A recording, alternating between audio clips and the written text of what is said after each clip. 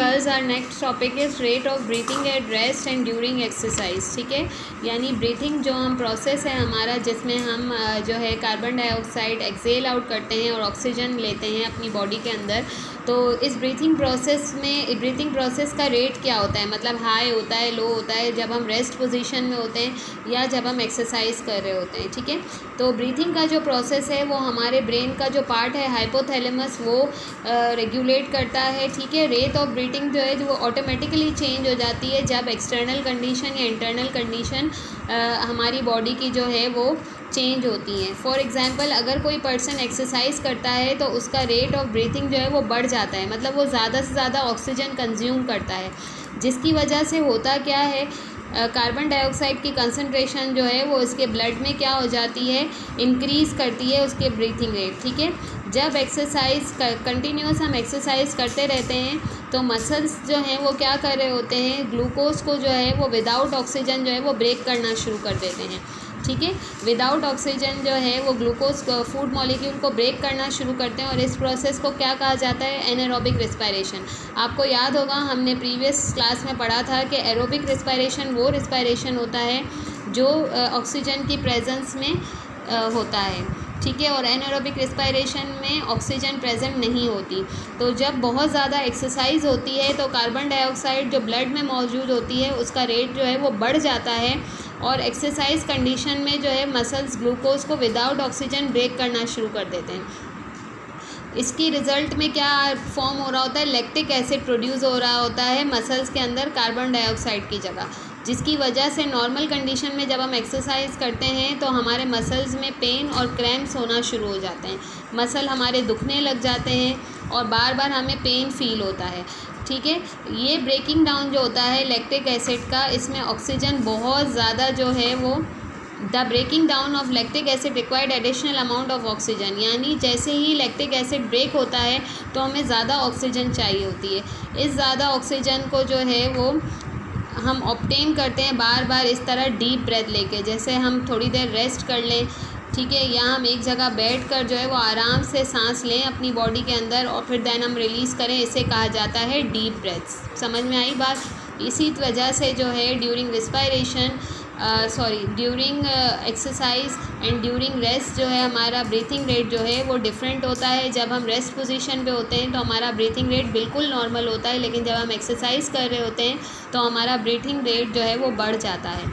ठीक है, इसके बाद यहाँ पर है आर्टिफिशियल वेंटिलेटर। आर्टिफिशियल वेंटिलेटर आजकल नॉर्मली जो बीमारी चल रही है, आपको पता है कोरोना वायरस, इस वजह से हम सुन रहे होते हैं कि जो पेशेंट इन्फेक्टेड होते हैं बहुत ज़्यादा, उन्हें वेंटिलेटर पर रखा जाता है। तो बेटा व्हाट इज़ वेंटिलेटर? वेंटिलेटर एक ऐसी मशीन है जो लंग्स की तरह काम कर रही होती है। जब आपके लंग्स जो है वो प्रॉपर उन्हें ऑक्सीजन नहीं मिल रही होती तो आर्टिफिशियल वेंटिलेटर के थ्रू क्या किया जाता है, ऑक्सीजन रिच एयर जो है वो डायरेक्टली ट्रैकिया तक पहुंचाई जाती है, ताकि इन्फेक्टेड पर्सन को जो ऑक्सीजन नहीं मिल पा रही है वो थ्रू ट्यूब जो है वो उसकी बॉडी में एंटर की जाती है।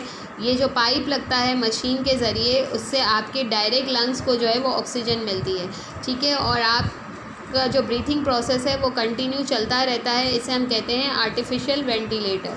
क्लियर? आर्टिफिशियल वेंटिलेटर उस वक्त काम करता है और पर्सन को उस वक्त वेंटिलेशन पे जाना जाता है जब उसकी कंडीशन बहुत ज़्यादा क्रिटिकल या वर्स्ट होती है। ठीक है, रिस्पायरेटरी डिसऑर्डर्स, सांस से रिलेटेड जो बीमारियां होती हैं उन्हें हम रिस्पायरेटरी डिसऑर्डर्स कहते हैं। ब्रोंकाइटिस कौन सी बीमारी है, जिसमें जो है वो आपके लंग्स तक जो है प्रॉपर एयर नहीं पहुंचती और कोई बैक्टीरिया जो है वो आपके लंग्स में पहुंच रहा होता है थ्रू स्मोकिंग या थ्रू पॉल्यूशन। ठीक है, इसकी वजह से जो है वो होता क्या है, आपको सांस लेने में तकलीफ़ होती है और फीवर हो जाता है और बार बार आपकी सांस फूलने लगती है। ठीक है, एपिस्थेमा जो है वो एल्वियोली का जो है वो डिस्ट्रक्शन होता है, मतलब पॉल्यूशन की वजह से या किसी स्मोक की वजह से, किसी गैस की वजह से जो है वो आपको एलर्जी हो जाए, कफ़ हो जाए, और जो आपकी ब्रीथिंग में जो है वो प्रॉब्लम कर रहा हो, इस कंडीशन को कहते हैं एफिस्थीमा। ठीक है। नमूनिया यूजुअली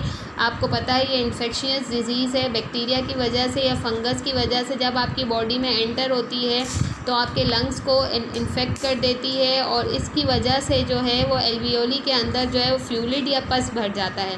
ठीक है, जिससे हमें बलगम हो जाता है, और इसी वजह से जो है चेस्ट कंजेशन, बुखार, इसके अलावा बहुत ज़्यादा सीवियर चेस्ट पेन और कफ़ होना शुरू हो जाती है नमूनिया में। इस नमूनिया के इलाज के लिए मोस्टली डॉक्टर्स जो है वो नेबुलाइज़र का मशवरा देते हैं, जिसकी वजह से क्या होता है, थ्रू नेबुलाइज़र्स जो है वो आपके लंग्स को क्लीन किया जाता है, और बैक्टीरिया जो है वो आपके लंग्स से इस तरह थ्रू नेबुलाइज़र जो है वो निकल जाते हैं। ठीक है। एस्थमा जो है वो बहुत ही वर्स्ट कंडीशन होती है लंग्स की, जिसमें जो है बहुत ज़्यादा चेस्ट में पेन होता है, बहुत ज़्यादा सांस लेने में इशू होता है। इसके अलावा जब एस्थमा पेशेंट सांस लेते हैं तो एक अजीब सी आवाज़ आती है उनके सांस लेने से, और इसके अलावा डस्ट से, स्मोक से, परफ्यूम से उन्हें एलर्जी होती है। ठीक है। और उनके लिए बहुत ज़्यादा क्राउडेड प्लेस पर बैठना बहुत मुश्किल हो जाता है एस्थमा के पेशेंट्स को। ठीक है। और उन्हें आर्टिफिशियल ऑक्सीजन भी बार बार देनी पड़ती है ताकि उनका ब्रीथिंग लेवल कंट्रोल रहे। लंग्स कैंसर कौन सी बीमारी है? लंग्स कैंसर यूजुअली स्मोकिंग से रिलेट करती है। जो लोग बहुत ज़्यादा स्मोकिंग करते हैं या जो एयर पॉल्यूशन के जो गंदे पार्टिकल्स आपके लंग्स में एंटर हो जाते हैं वो आपके टिश्यूज़ को डैमेज करते हैं, और रिपीटेडली ये सेल्स कंटिन्यूअस बढ़ते चले जाते हैं, और आपको ब्रीथिंग में प्रॉब्लम होती है, और आपके लंग्स में इन्फेक्शन जैसे जैसे बढ़ता जाता है तो जो है आपको वीकनेस हो जाती है, आपकी बॉडी में पेन स्टार्ट होता है, और सबसे ज़्यादा मसला जो ब्रीथिंग में आता है उसी से ये डायग्नोज होता है लंग कैंसर। ठीक है बेटा, ये चैप्टर आपका यहीं तक था और बहुत ही इंटरेस्टिंग चैप्टर था। इसमें यहाँ पर ये समरी दी हुई है, और आपका वर्क ये है कि आपने पीछे जो है इसके ब्लैंक्स और मल्टीपल चॉइस क्वेश्चंस हैं, आपको ये खुद से करने की कोशिश करनी है, और इंशाल्लाह जब फिज़िकली हम स्कूल आएंगे तो मैं इंशाल्लाह आगे आपको इसकी लर्निंग कंटिन्यू करवाऊँगी। थैंक यू सो मच बेटा।